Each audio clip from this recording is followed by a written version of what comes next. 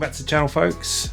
Now, I've been sitting on this video for quite some time now, and the reasons were I kind of didn't know how to position it and how to do it. So quite frankly, I'm just going to talk to you and give you the reasons behind the benefits of each option.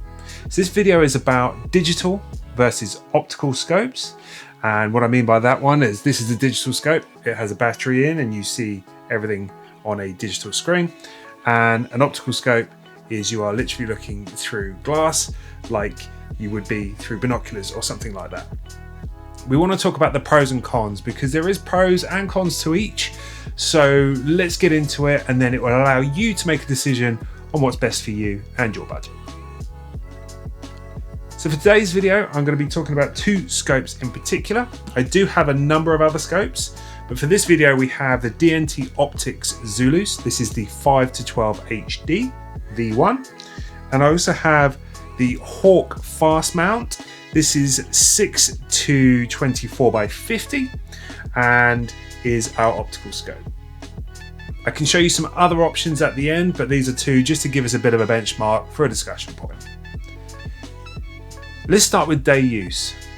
So for day use, if your preference is clarity for a sharper image for what you're shooting at, I'd say that you would probably find that a analog optic would be your best suit. And the reason for this, you've got a nice big clear visible window that you're going to be looking through that gives you a big zoom opportunity and crystal clear imagery through the scope.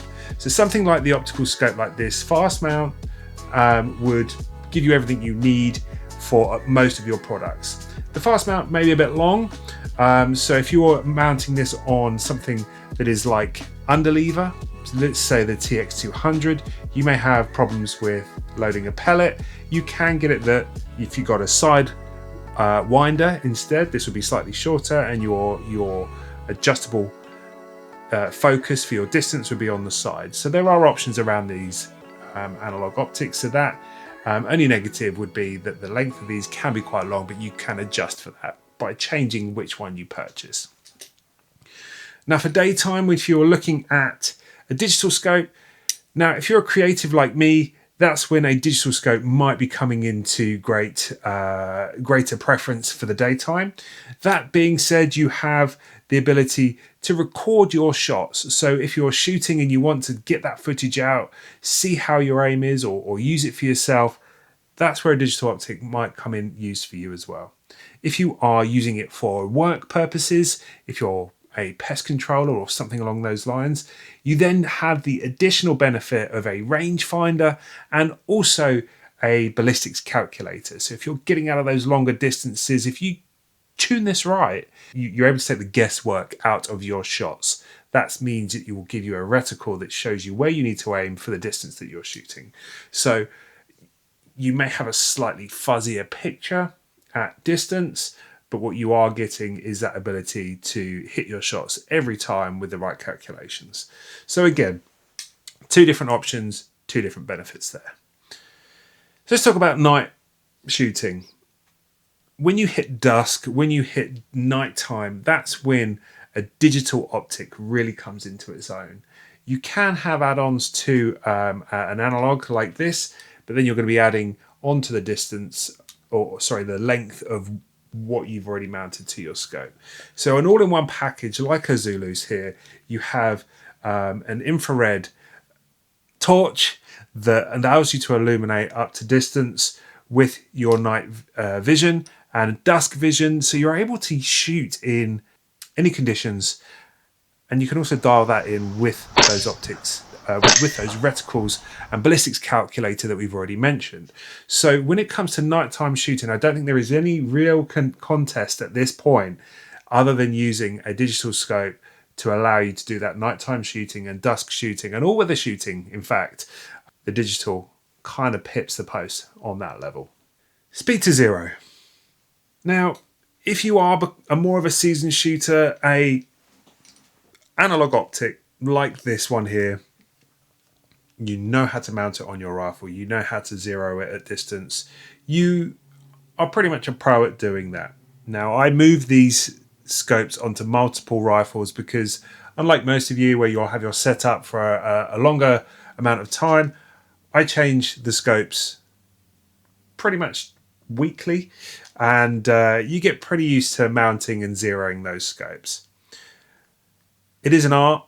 You do have to learn how to do it when you're first starting the sport, but it doesn't take too long. When you know how to do it, you can get to your paper very quickly, and you can get a grouping size building on your paper. What it doesn't do is when you have trouble or you're not able to hit paper, you then have to learn how to troubleshoot. So the learning curve for a analog optic is a lot higher than a digital. What do I mean by that? With something like the Zulus, you have 2 ways to zero this. You can do it through the reticle. You can see where you've hit and you move your point of aim to where that hits. So as long as, again, you're on paper and you've mounted this correctly, set yourself a larger target, you can get zeroed within 1 to 2 shots quite quickly. You do also have the opportunity with the built-in app to able to zoom into your shot where you hit it, move the point of impact with your finger and be zeroed very, very quickly. So for me, the digital really does, for me, seem like it pips the post to the analog optic. But again, the more seasoned professional you become, the quicker it might be. So it's kind of much of a muchness. So what are my thoughts around digital versus optical?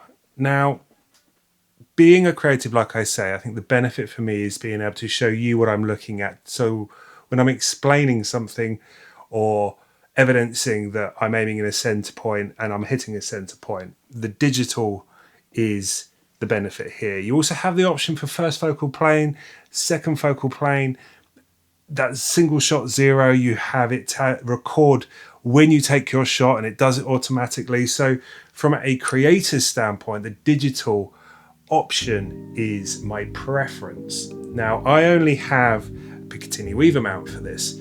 I do have some mounts that would make that dovetail, but it does make it harder to mount. So the only thing is I'd say is make sure you have all the mounting options. If you do go digital, there are options for a number of price ranges, but the DNT Zulus for me is this nice compact fit, ready to go and app ready option.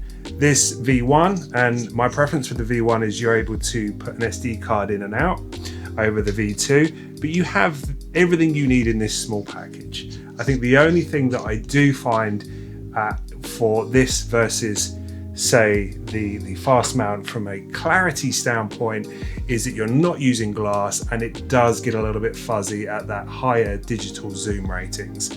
That being said, I will pop this on my Air Arms for a quick shooting range, quick 5 minutes out in the garden, because I know my speed to get this accurate is pretty similar to the DNT, but I don't have the mounting option for that optic.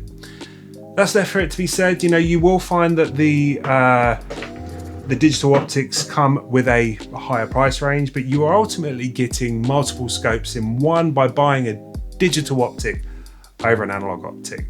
So you get the first focal plane, second focal plane, like I say, and you get all the options for recording and sharing your output. So there you have it. I'm just going to leave it there. I'm going to let you make your own conclusion. For me, each has pros and cons, but it is just being pipped to the post from the digital optic standpoint, and this Zulus is the one for me. There you go. Short and sweet, to the point. Thank you so much for watching. If you can, like, share and subscribe. It really helps the channel. But other than that, as always, remember to shoot safe, stay safe, and I'll catch you in the next one. Cheers, bye.